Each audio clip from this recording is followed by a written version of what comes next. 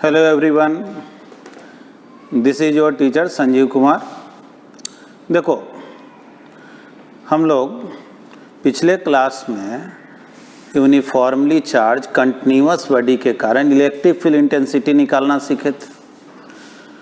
उसी का अब हम लोग आगे में और भी शेप के लिए याद होगा। हम लोग लास्ट क्लास में सर्कुलर आर्क जब रहे या सेमी सर्कल रहे या कंप्लीट सर्कल रहे, उसके कारण कैसे इलेक्ट्रिक फील्ड इंटेंसिटी निकाले थे, ये हम लोग सीखे थे, है ना। थोड़ा बहुत एप्लीकेशन बता दे रहे हैं उसका, और फिर आते हैं दूसरे शेप पर। तो देखो, जैसे तुमसे कहा गया एक क्वेश्चन में कि यूनिफॉर्मली चार्ज्ड एक रिंग, ठीक है ना, कंप्लीटली यूनिफॉर्मली चार्ज्ड। सपोज करो इस पर क्यू चार्ज, क्वेश्चन में दिया हुआ है कि इसका रेडियस कैपिटल आर है। याद करो, पिछले क्लास में तुमको लास्ट में सिखाए थे कि यूनिफॉर्मली चार्ज रिंग के कारण सेंटर पे इलेक्ट्रिक फील्ड इंटेंसिटी जीरो होता है। क्यों जीरो होता है? क्योंकि अगर यहाँ कोई प्लस चार्ज को रखोगे तो ये इधर रिपेल करेगा, तो ये इधर कैंसिल हो जाएगा कि नहीं। तो सेंटर पर इलेक्ट्रिक फील्ड इंटेंसिटी जीरो होता है। लेकिन इसी क्वेश्चन में तुमसे कहा गया कि इस पूरे रिंग से एक स्मॉल एलिमेंट को, ठीक ना, एक छोटा सा पार्ट को हम लोग कट करके, ठीक ना, इसको हटा दिए। एक छोटा सा एलिमेंट को हम लोग एक्सट्रैक्ट कर दिए, इससे काट करके निकाल दिए। अब तुमसे पूछा जा रहा है कि क्या अभी भी यहां इलेक्ट्रिक फील्ड इंटेंसिटी जीरो होगा? और जो पोर्शन को कट करके निकाला गया है उसका लेंथ जो है वो डीएल, ठीक ना, वेरी स्मॉल लेंथ है, इसलिए डीएल है। मतलब समझो एक पॉइंट के तरह डीएल लेंथ का एलिमेंट, और एक छोटा सा पार्ट को काट करके हम लोग हटा दिए, इस एलिमेंट को निकाल दिए। क्या अभी भी यहां जीरो होगा? तो बोलेंगे बिल्कुल नहीं। क्यों? क्योंकि यहां अगर एक प्लस चार्ज रखोगे तो इसके सामने जो एलिमेंट है, देखो यहां अगर एलिमेंट हम ले लेते हैं, जैसे जितना बड़ा ये एलिमेंट है अगर उतना ही बड़ा एलिमेंट यहां हम लोग लें, तो सोचो ये जो एलिमेंट है इस प्लस चार्ज पर इधर फोर्स लगाएगा, और यहां तो कोई चार्ज है ही नहीं जो उसको बैलेंस करे, इसलिए ये काउंटर बैलेंस तो हुआ नहीं, कैंसिल तो हुआ नहीं। इसलिए इस एलिमेंट के कारण जो भी यहाँ इलेक्ट्रिक फील्ड इंटेंसिटी होगा वो तो कैंसिल नहीं होगा, तो इसका इलेक्ट्रिक फील्ड इंटेंसिटी यहाँ बच जाएगा कि नहीं। लेकिन अगर हम इस यहाँ कोई एलिमेंट ले तो उसके सामने यहाँ भी है, यहाँ अगर एलिमेंट ले तो यहाँ, तो ये सब तो एक दूसरे को कट कर देगा। लेकिन इस एलिमेंट का जो इलेक्ट्रिक फील्ड इंटेंसिटी इस ओ पॉइंट पर होगा, उसको ये डीएल, तो यहाँ तो कोई चार्ज है ही नहीं कि उसको कैंसिल कर पाएगा। यानी कि देखो, वैसे एससीवी का एक्सरसाइज का क्वेश्चन नंबर 44 है। पूछा जा रहा है तुमसे पॉइंट ओ पर इलेक्ट्रिक फील्ड इंटेंसिटी बतलाओ। तो सबसे पहले काम करो कि ये जो एलिमेंट है जिसका लेंथ डीएल है, बताओ इस पर चार्ज कितना होगा।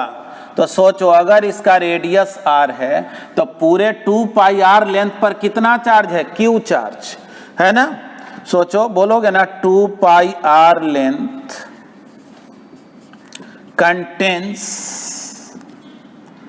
Q charge.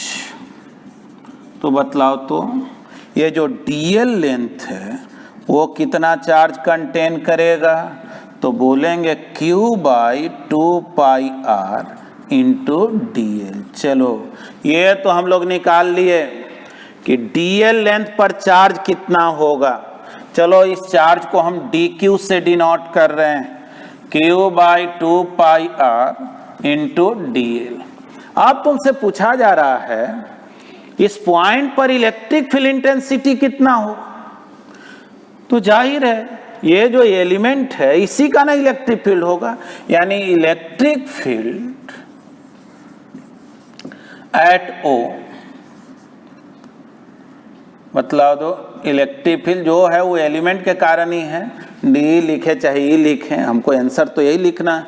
और जानते हो ना, कोई भी पॉइंट चार्ज के कारण इलेक्ट्रिक फील्ड का फॉर्मूला क्या होता है, 1/4 पाई एप्सिलॉन नॉट। और ये पॉइंट चार्ज है, इस पर चार्ज dq है तो dq बाई आर स्क्वायर, और dq का जो वैल्यू है पुट कर दो, बस यही आंसर होगा, है ना, 1/4 पाई एप्सिलॉन नॉट। और जो dq है, चलो कैपिटल Q लिखें, dq का जो वैल्यू है q by 2 pi r dl divided by r square. अब इसी को सिंप्लीफाई कर लो, ये आंसर हो। समझ गया? देखो एक बात और तुमको बता दे, जैसे मान लो तुमसे क्वेश्चन में कहा गया एक रेगुलर जो है पॉलीगॉन है, मान लो हम हेक्सागन ले लेते हैं, ठीक ना, एक रेगुलर हेक्सागन, और ये यूनिफॉर्मली चार्ज्ड। तुमसे पूछा गया कि बतलाओ इलेक्ट्रिक फील्ड इंटेंसिटी इसके सेंटर पर क्या होगा। तो वैसे हम तुमको स्ट्रेट वायर के लिए आगे डेरिवेशन सिखाएंगे, लेकिन फिलहाल तुम ये जानो कि जब भी यूनिफॉर्मली चार्ज रेगुलर पॉलीगॉन हो ना, और उसके सेंटर पे पूछा जाए इलेक्ट्रिक फील्ड इंटेंसिटी क्या होगा, चाहे समझ लो चाहे ट्रायंगल रहे या स्क्वायर रहे या पेंटागन हो, हेक्सागन हो, जैसा भी रहे, यूनिफॉर्मली चार्ज जब रहता है ना तो उसके सेंटर पर इलेक्ट्रिक फील्ड इंटेंसिटी 0 हो जाता है। जैसे देखो ये जो स्ट्रेट वायर है, आगे तुम पढ़ोगे भी और तुम जान रहे हो, जैसे अगर यहाँ कोई प्लस चार्ज रखोगे तो ये जो है ना इधर रिपेल करेगा, ये स्ट्रेट वायर है इधर रिपेल, दोनों एक दूसरे को कैंसिल, फिर ऐसे ही ये कैंसिल कर देगा, ये कैंसिल। तो तुम फिलहाल ये बात को याद कर लो कि जब भी यूनिफॉर्मली चार्ज्ड रेगुलर पॉलीगॉन होगा, ठीक ना, electric field at the centre of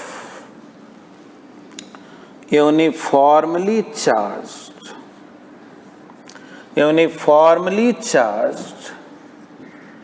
regular polygon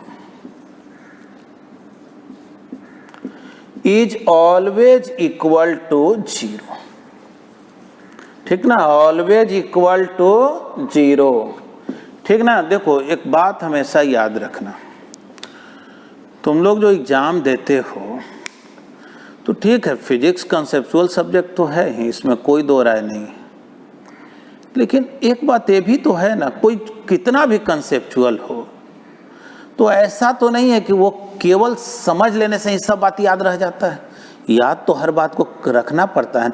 और जानते हो सही बात तो ये है कि कॉम्पिटिटिव एग्जाम्स वगैरह में बेहतर रैंक लाने के लिए, क्वालिफाई करने के लिए बहुत कुछ जो है ना, कभी कभी रिजल्ट ही याद कर लेना पड़ता है। हम रटने के लिए नहीं सिखा रहे हैं, हम सब चीज़ का लॉजिक भी सिखाएंगे, लेकिन एक बात जानो कि जो चीज़ कोई जो है पूरा मेथड से बना के रिजल्ट तक पहुंचा, और तुम्हारे पास कोई ऐसा ट्रिक टेक्निक है कि उसी काम को तुम बहुत जल्दी में कर दिए। अब एक चीज बतलाओ, जब तुम उस काम को बहुत जल्दी में कर दिए और ऑब्जेक्टिव क्वेश्चन एग्जाम में बना करके आना है, तुम तो बना करके और अगला क्वेश्चन बनाओगे। अब वो आदमी बहुत बढ़िया से दिमाग लगाया, सोच करके बनाया और उसको ज़्यादा टाइम लग गया। ये अलग बात है कि तुम दोनों बनाए, मार्क्स दोनों को बराबर मिलेगा, लेकिन तुम ही को समझो एक तरह से ज़्यादा अपॉर्चुनिटी मिला, क्योंकि तुम जल्दी आंसर तक पहुंच गया। तुम दूसरा क्वेश्चन भी ट्राई कर लोगे, हो सके उतना वो उस एग्जाम में अचीव नहीं कर पाए। इसलिए कुछ रिजल्ट जो है ना, जैसे तुमको बताया ना, जब भी रेगुलर पॉलीगॉन हो, चाहे वो ट्रायंगल हो, रेक्टेंगल हो, स्क्वायर हो, रेगुलर होगा तो रेक्टेंगल तो हो नहीं सकता, स्क्वायर हो, पेंटागन, हेक्सागन, जो भी रहे, सेंटर पर इलेक्ट्रिक फील्ड इंटेंसिटी 0 होगा। इसका स्क्रीनशॉट ले लो। चलो अब हम लोग नेक्स्ट क्वेश्चन को देखते हैं। देखो ध्यान से, तुमसे कहा गया कि एक सर्कुलर रिंग है और इधर का जो हाफ पार्ट है वो पॉजिटिवली चार्ज्ड, और इधर जो हाफ पार्ट है वो नेगेटिवली चार्ज्ड है ना। पूछा जा रहा बतलाव इसके सेंटर पे इलेक्ट्रिक फील्ड इंटेंसिटी क्या होगा अगर लीनियर चार्ज डेंसिटी लैम्डा है। भले इधर नेगेटिव है इधर पॉजिटिव, ठीक ना, ये नेगेटिव है पॉजिटिव है, लेकिन linear charge density same. Question कहा जा रहा है find net electric field intensity, electric field intensity at O, ठीक ना, समझो वो इसका सेंटर। अब देखो कुछ स्टूडेंट जो है ना वो ऐसे सोचने लगता है इधर जितना प्लस है उधर इतना माइनस है, जीरो हो गया। बिल्कुल नहीं, इलेक्ट्रिक फील्ड इंटेंसिटी एक वेक्टर क्वांटिटी है। सबसे पहले ये देखना कि उसका डायरेक्शन किधर है। तो इंटेंसिटी का डायरेक्शन देखने का बोलो तो रूल क्या सिखाए हैं, यहां पे एक प्लस चार्ज रख दो। सोचो तो ये सेमी सर्कुलर रिंग जो है क्या करेगा, याद करो पिछले क्लास में सिखाए थे, सेमी सर्कुलर रिंग जो है, जो ये ठीक बीच से पास करने वाला लाइन है, सिमेट्रिकल लाइन है, इसी के अलोंग होगा ना। ये पॉजिटिवली चार्ज है तो सोचो ये रिपेल करेगा इसको, तो इलेक्ट्रिक फील्ड इंटेंसिटी इस हाफ पार्ट के कारण इधर हुआ। अब आ जाओ इस निगेटिवली चार्ज पार्ट के कारण सोचो, तो यहां जब प्लस चार्ज रखोगे तो सोचो ना इधर का जो निगेटिव चार्ज है इधर अट्रैक्ट करेगा, ये निगेटिव इधर अट्रैक्ट करेगा, रिजल्टेंट तो फिर इधर ही ना रहा, रिजल्टेंट तो फिर इधर ही रहा। तो देखो तो दो इलेक्ट्रिक फील्ड इंटेंसिटी हो गया क्या इधर। सोचो दो वेक्टर जब सेम डायरेक्शन में होगा तो क्या एक दूसरे को कैंसिल कर देता है, बिल्कुल नहीं। हाँ ये भी अगर पॉजिटिवली चार्ज होता तब एक दूसरे को कैंसिल कर, यानी नेट इलेक्ट्रिक फील्ड इंटेंसिटी या केवल इलेक्ट्रिक फील्ड भी बोलो एट ओ क्या होगा, तो बोलेंगे E1 प्लस E2। और एक बात जान लो, जो E1 का मैग्नीट्यूड है वही तो E2 है, दोनों तो सेमी सर्कुलर ही है, यानी कि तुम इसको 2E1 लिख दो, ठीक ना, यहां लिख दे रहे हैं as E1 is equal to E2। अब देखो E1 का वैल्यू तो पिछले क्लास में याद करो, सेमी सर्कुलर रिंग के कारण इलेक्ट्रिक फील्ड इंटेंसिटी कितना होता है, तो हम लोग पिछले दिन पढ़े थे 1/4 pi epsilon naught 2 lambda by r. देख यही आ गया इलेक्ट्रिक फील्ड इंटेंसिटी, यानी आंसर कितना 1/4 pi epsilon naught 4 lambda by r. Net electric field intensity इतना आ गया, समझ गया। देखो अभी जो भी सर्कुलर शेप सिखाए हैं उसी पर बेस्ड हम क्वेश्चन बता रहे हैं तुमको। अब जैसे देखो एक क्वेश्चन में ऐसे कह दिया तुमसे कि एक वायर, ठीक ना, इस वायर का दे दिया लेंथ L, चलो ठीक है। अब जो है कह दिया कि इस पर जो है Q चार्ज, देखो जैसे ये कहे ना लेंथ दे दे चार्ज दे दे, तो एक बात तो समझ लेना कि वो लीनियर चार्ज डेंसिटी तुमसे जानना चाह रहा है या उसका जरूरत पड़ेगा। तो माइंड में एक बैठा लो, पिछले दिन जैसे लीनियर चार्ज डेंसिटी तुम लोग पढ़ा था, Q/L, charge divided by length को हम लोग लीनियर चार्ज डेंसिटी बोलते हैं। चलो ये तो हुआ, आगे क्या कह रहा है, कह रहा है क्या, देखो हम क्वेश्चन को यहां शॉर्ट में लिख दे रहे हैं, this wire is bent into a semi circle. कह रहा है वायर को बेंट करके क्या कर दिया, semi circle. Find electric field at the centre of semi circle. सोचो, बोलेंगे देखो जी, अब इसको कैसे सॉल्व करेंगे। सबसे पहले ये सोचो कि मुझे निकालना क्या है। तो कह रहा है क्वेश्चन में कि ये जो रॉड है, वायर है, इसको बेंड करके सेमी सर्कल बना दिए। ठीक, सेमी सर्कल बना दिए। बतलाओ इसके सेंटर पे इलेक्ट्रिक फील्ड इंटेंसिटी क्या होगा। सेंटर पे इलेक्ट्रिक फील्ड इंटेंसिटी क्या होगा? तो बोलेंगे भाई अभी पढ़े हैं कि सेमी सर्कल के कारण इलेक्ट्रिक फील्ड इंटेंसिटी का देखो यही फॉर्मूला होता है 1/4 pi epsilon naught 2 lambda by r. यानी हमको लैम्डा चाहिए और आर चाहिए, यानी इसका रेडियस कितना है ये मुझे मालूम होना चाहिए, और लीनियर चार्ज डेंसिटी मालूम है। तो लीनियर चार्ज डेंसिटी तो डायरेक्ट मालूम है। अगर बात करोगे लीनियर चार्ज डेंसिटी लैम्डा का, तो लीनियर चार्ज डेंसिटी बोल दो क्या होगा, तो Q/L है ना। और रेडियस कैसे निकालें? देखो ये पूरा लेंथ L है, तो बोलेंगे ना pi R is equal to L। R बोलो कितना हो गया, L/पाई। R हो गया L/पाई। पाई आर होगा ना सेमी सर्कल का लेंथ, और जो कि L के इक्वल है। बोलो R मालूम, लैम्डा मालूम, प्रॉब्लम बन गया कि नहीं? अब इसमें कौन दिमाग लगाना है? अब इस O पॉइंट पर इलेक्ट्रिक फील्ड निकालना है। इलेक्ट्रिक फील्ड एट O बोलो तो क्या हो गया, तो 1/4 pi epsilon naught 2 lambda by r. Semi circle के कारण यही फॉर्मूला हम लोग पढ़े थे। बस करना क्या है, 2 लैम्डा, लैम्डा के जगह क्या लिखेंगे Q/L, और R के जगह क्या लिखेंगे L/पाई। बस अब इसको सॉल्व कर लो। अब पाई से तो ये पाई कैंसिल कर सकते हो, ये 2 तो 1/, तुम 2 एप्सिलॉन नॉट लिख दो। इसके बाद Q डिवाइडेड बाई L², यही रिजल्ट हो। चलो इसका एक स्क्रीनशॉट ले लो।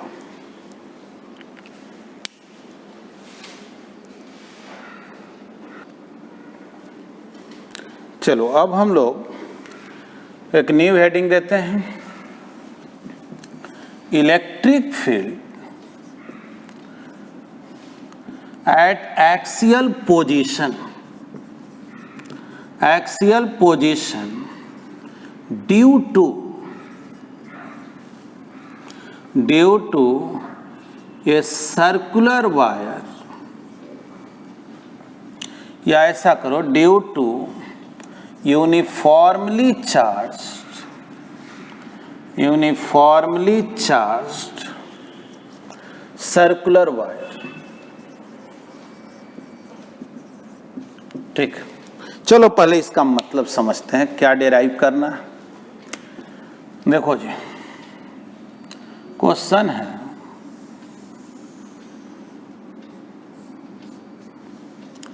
कि एक यूनिफॉर्मली चार्ज जो है वो रिंग है।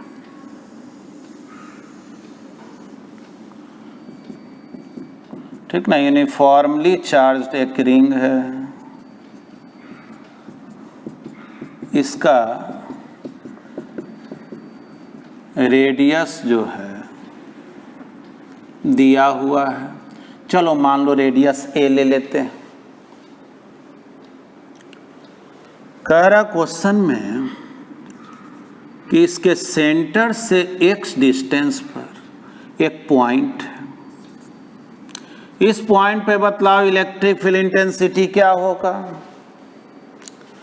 और सपोज करो इस रिंग पे Q चार्ज जो है, चलो यहां दिखा दे रहे हैं, Q चार्ज यूनिफॉर्मली डिस्ट्रीब्यूटेड।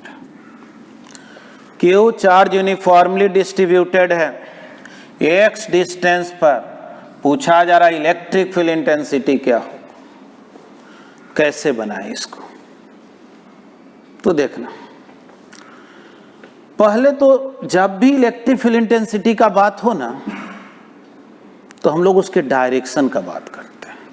तो देखो यहां पर अगर एक पॉजिटिव चार्ज को रख दो, तब क्या होगा, सोचो इधर जो चार्ज है, ठीक ना, इस साइड में जो चार्ज है वो इधर रिपेल करेगा, यहाँ जो चार्ज है इधर रिपेल करेगा, ठीक ना। थोड़ा इमेजिन करो, जैसे रिंग है ना, और यहाँ पे तुम पॉइंट लिए हो, ये इधर रिपेल कर रहा है, ये इधर रिपेल कर रहा है, ये इधर, इस तरह से रिजल्टेंट इधर हो जाएगा कि नहीं। यानी इतना तो स्पष्ट है कि नेट इलेक्ट्रिक फील्ड इंटेंसिटी जो है वो एक्स डायरेक्शन में होगा, इसी डायरेक्शन के लॉन्ग होगा, है ना। तो यहां पहले इसको लिख दे रहे हैं, it is clear that net electric field is directed along x axis, ठीक ना। देखो जी, अब इस रिंग पे हम लोग एक एलिमेंट लेते हैं, ठीक ना। इस रिंग पर हम लोग एक एलिमेंट लेते हैं, तो यहां अगर एक प्लस चार्ज को रखें तो ये जो एलिमेंट है, ठीक ना, ये जो एलिमेंट है इस प्लस चार्ज को क्या करेगा, तो रिपेल करेगा, ठीक ना। यहां एक पॉजिटिव चार्ज रखो तो ये एलिमेंट इसको इधर रिपेल करेगा। मान लेते हैं कि ये जो एलिमेंट है इसके पास dq चार्ज है ना, टोटल बॉडी का चार्ज q है और इसका चार्ज कितना ले लिए, dq, एलिमेंट का चार्ज, ठीक ना। Let dq be the charge of element. देखो बहुत दिमाग नहीं लगाना, अब ये पता लगाओ कि इस पॉइंट P पर इस एलिमेंट के कारण, एलिमेंट बहुत छोटा है, तो बहुत छोटा है तो पॉइंट जैसा है ना, और पढ़े हो ना पॉइंट चार्ज के लिए इलेक्ट्रिक फील्ड इंटेंसिटी KQ/R² होता है, वही के जिसको हम लोग 1/4 पाई एप्सिलॉन नॉट बोलते हैं। तो बोलेंगे कि electric field at P due to this element, क्या लिखा जाए, तो 1/4 पाई एप्सिलॉन नॉट dQ/R²। देखो जी यहां से यहां का डिस्टेंस, तो सोचो तो ये डिस्टेंस कितना होगा, a² + x² ही ना होगा। तो बोलेंगे √a² + x² होल स्क्वायर, तो जाहिर है रूट तो हट जाएगा। सोचो ये जो इलेक्ट्रिक फील्ड इंटेंसिटी आया ये पूरे रिंग का नहीं ना है, ये इलेक्ट्रिक फील्ड इंटेंसिटी किसका है, एलिमेंट का। तो एलिमेंट के कारण इलेक्ट्रिक फील्ड इंटेंसिटी इधर, अगर इस एंगल को हम थीटा बोलें तो ये भी थीटा होगा, है ना। तो हमको तो एक्स डायरेक्शन में निकालना है, तो देखो ऐसे लिखेंगे कि इलेक्ट्रिक फील्ड इंटेंसिटी या electric field along x axis, बोलो क्या लिख दें, तो एक्स एक्सिस में अगर देखोगे तो d cos theta, theta angle बना रहा है ना, तो d cos थीटा। अब वैल्यू रख दो, ठीक ना, d का value 1/4 pi epsilon naught dq, root हट गया a² + x² इंटू क्या, cos थीटा। cos थीटा क्या होता है, base upon hypotenuse, x divided by a² + x², ठीक ना। तो इलेक्ट्रिक फील्ड x में कितना होगा, 1/4 पाई एप्सिलॉन नॉट, देख लो ध्यान से, x डिवाइडेड बाई, देखो ये पावर 1 है और ये पावर 1/2 है, रूट में है तो पावर 1/2 ना होगा, a² + x² पावर 3/2 dq, है ना। देख लो अच्छे से, 1/4 pi epsilon not x divided by A square plus x square power 3/2 dq। देखो एकदम लास्ट में पहुंच गए। यहाँ x जो है वो वेरिएबल नहीं है ना, x तो एक फिक्स वैल्यू है ना। तो देखो ध्यान से, अब net electric field along x axis कितना, तो net electric field x axis के अलोंग पूछा जाए तो 1/4 pi epsilon not x divided by A square plus x square power 3/2 integration D Q, है ना। डी क्यू का इंटीग्रेशन, जाहिर है डी क्यू का इंटीग्रेशन तो क्यू होता है, यानी कि रिजल्ट क्या हो गया जी, 1/4 pi epsilon not x into Q, D Q का क्यू लिख दे रहे हैं, चलो क्यू आगे लिख दे रहे हैं, x divided by A square plus x square power 3/2। यही आ गया इलेक्ट्रिक फील्ड इंटेंसिटी, ठीक ना। चलो इसका एक स्क्रीनशॉट ले लो। चलो ये रिजल्ट तो देखा, चलो इसको, इस रिजल्ट को हम लोग और एक्सप्लेन करते हैं।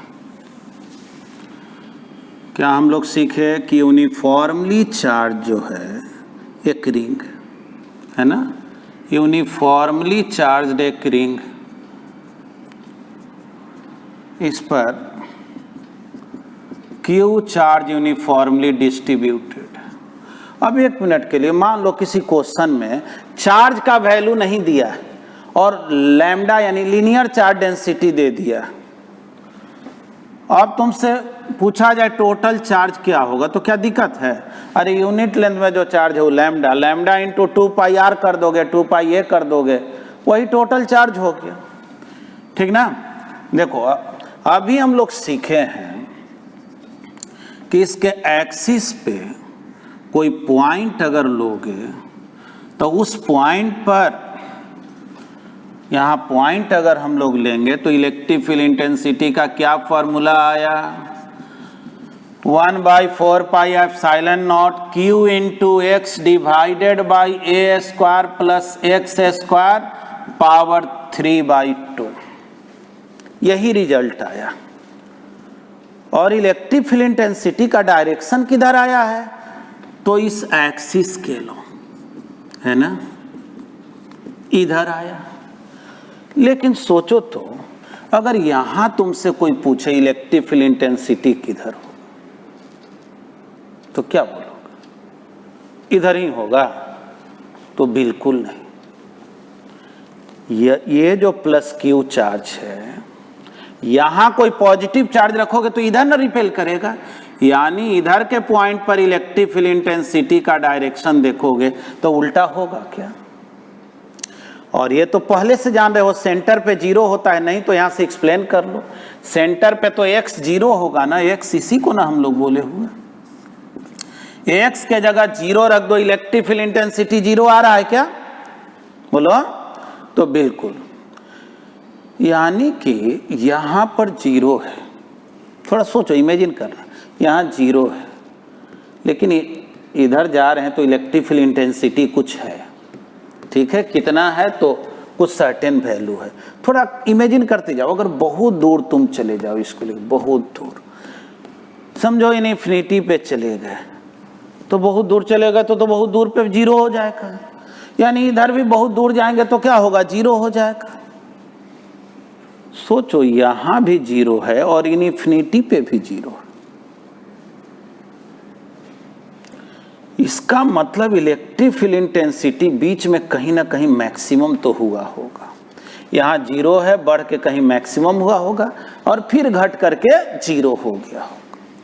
अगर इसी क्वेश्चन में तुमसे कोई कहे कि बतलाओ इलेक्ट्रिक फील्ड इंटेंसिटी जो है कहां पे मैक्सिमम होगा, तो देखो अब यहां जरूरत क्या चीज का पड़ेगा, कैलकुलस का, है ना, कैलकुलस का जरूरत पड़ेगा। बोलेंगे क्या, for electric field to be maximum d/dx should be equal to 0।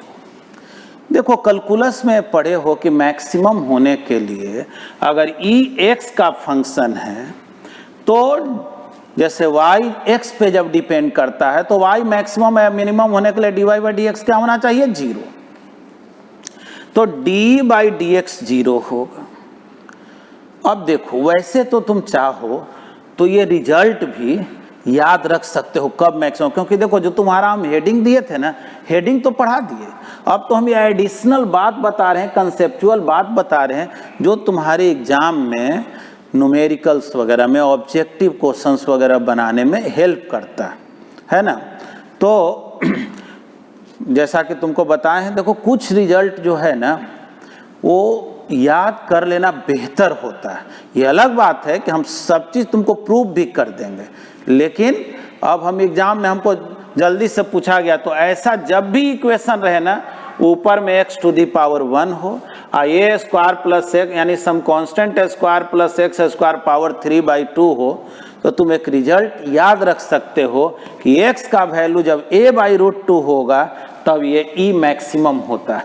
लेकिन चलो हम इसका डिफ्रेंसिएशन भी करते रहे तो जाहिर है डी बाई डी एक्स निकालोगे तो 1/4 पाई एप्सिलॉन नॉट क्यू, ये तो कांस्टेंट टर्म है और u बाई v फॉर्म में है तो x का डिफ्रेंसिएशन x के रिस्पेक्ट में 1 होता है, जो डिनोमिनेटर है उसको ज्यों का त्यों रहने दो,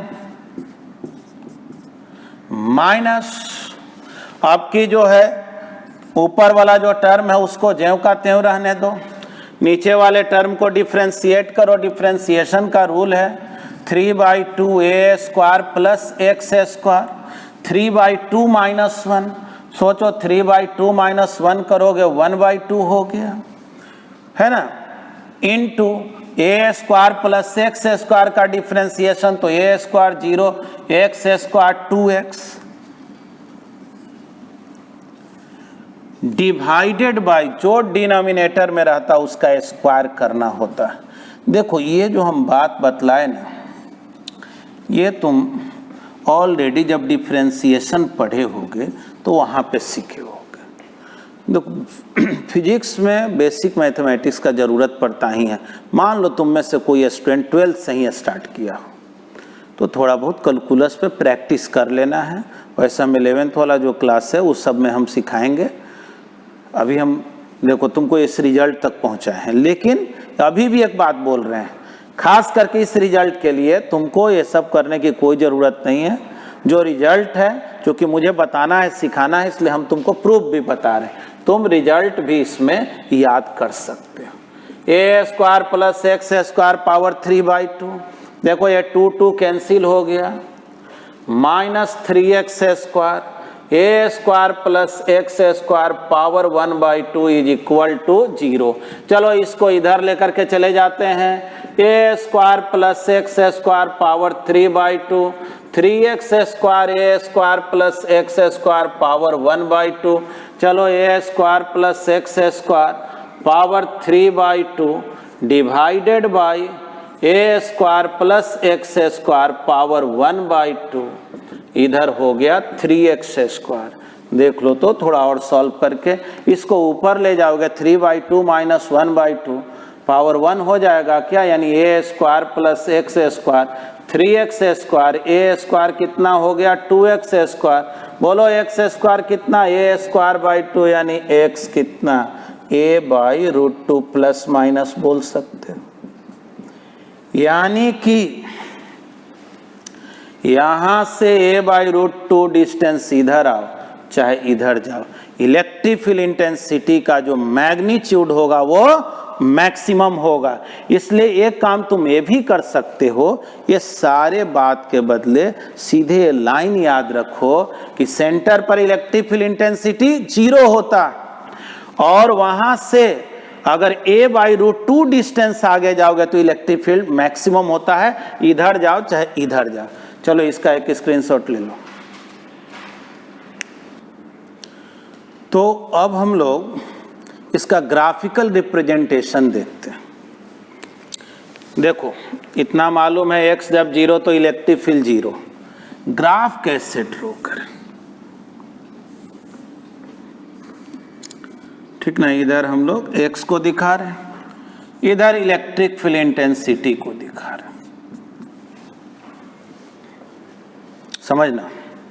x 0 इलेक्ट्रिक फील्ड 0 और x जब a/√2 तो इलेक्ट्रिक फील्ड इंटेंसिटी मैक्सिमम है, ठीक ना। a/√2 जब x होगा तो इलेक्ट्रिक फील्ड अपने मैक्सिमम वैल्यू पर होगा। तो इसका जब ग्राफ ड्रॉ करेंगे तो देखो इलेक्ट्रिक फील्ड जो है बढ़ते बढ़ते क्या हो गया, अपने मैक्सिमम वैल्यू पर गया। और इसके बाद क्या होगा, मान लो यहाँ मैक्सिमम हो गया, अब इससे आगे जब जाओगे तो फील्ड घटने लगता है। तो फील्ड घटने लगता है और जब बहुत दूर चले जाओगे टेंड्स टू इन्फिनिटी तो फील्ड 0 हो जाता है। देखो ये ग्राफ क्या कह रहा है, x 0 इलेक्ट्रिक फील्ड 0, x बढ़ रहा है, इलेक्ट्रिक फील्ड बढ़ रहा है, और x जब a/√2 तो इलेक्ट्रिक फील्ड क्या हो गया, मैक्सिमम। मैक्सिमम वैल्यू क्या होगा, तो बस x के जगह a/√2 रख दो, सॉल्व कर दो, रिजल्ट आ जाएगा। अब देखो, लेकिन क्या ये कंप्लीट ग्राफ है, तो बिल्कुल नहीं। तुम लोग अगर इधर का बात करो तो इधर जाओगे तो इधर भी जैसे जैसे आगे जाओगे इलेक्ट्रिक फील्ड इंटेंसिटी का वैल्यू चेंज करेगा ना। और इधर भी a/√2 पे जाओगे तो अगर हम लोग मैथमेटिकल बात करें तो बोलेंगे ना कोऑर्डिनेट उसका कितना हो गया, -a/√2। यानी जब -a/√2 पे भी जाओगे तो इलेक्ट्रिक फील्ड मैक्सिमम होगा, लेकिन फर्क ये होगा कि इसका डायरेक्शन पॉजिटिव x डायरेक्शन में था तो इसका किधर हो गया, निगेटिव x डायरेक्शन में। यानी कि समझ लो इलेक्ट्रिक फील्ड इंटेंसिटी जो है a/√2 पर क्या हो गया, मैक्सिमम। और अब जैसे जैसे आगे जाओगे फील्ड का, देखो ये निगेटिव में दिखाने का मतलब, इसको नीचे दिखाने का मतलब, ग्राफिकल रिप्रेजेंटेशन जब भी किया जाता है ना तो ये हमेशा याद रखना।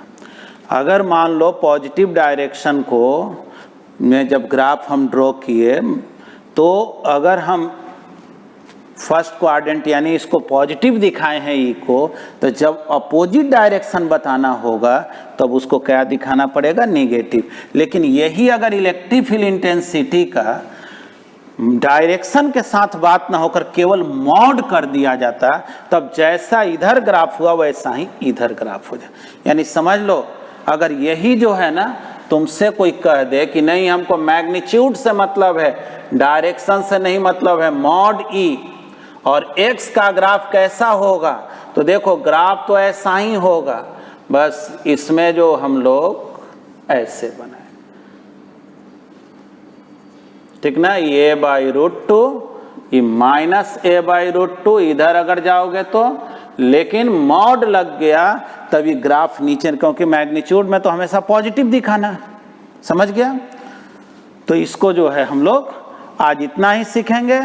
अगले क्लास में इस पर बेस्ड जो है कुछ क्वेश्चन तुम लोगों को बताएंगे, फिर स्ट्रेट वायर जब बतलाएंगे तो कंटिन्यूअस बॉडी फिनिश हो जाएगा। तुम लोगों को नेक्स्ट डे होमवर्क भी देंगे। और देखो एक बात तुम लोगों को बता दें, जो में से ज़्यादातर जो स्टूडेंट है वो ऑलरेडी यहाँ जो भी पढ़ रहे थे पहले से, वो तो हम लोग लॉकडाउन पीरियड के वजह से ऑनलाइन क्लासेस स्टार्ट किए, नहीं तो शायद किए नहीं होते। लेकिन चलो बहुत अच्छा लग रहा, कोई दिक्कत नहीं है। लेकिन एक चीज़ तुम लोगों से हम सजेशन मांगना चाह रहे हैं, जो तुम लोग अपने कमेंट में बताना भी, कि जैसे 11th का जो है ज़्यादातर बैच में ग्रेविटेशन तक हो गया था, simple harmonic motion, fluid mechanics या प्रॉपर्टीज ऑफ मैटर से हर बैच में जो है कुछ बचा हुआ था।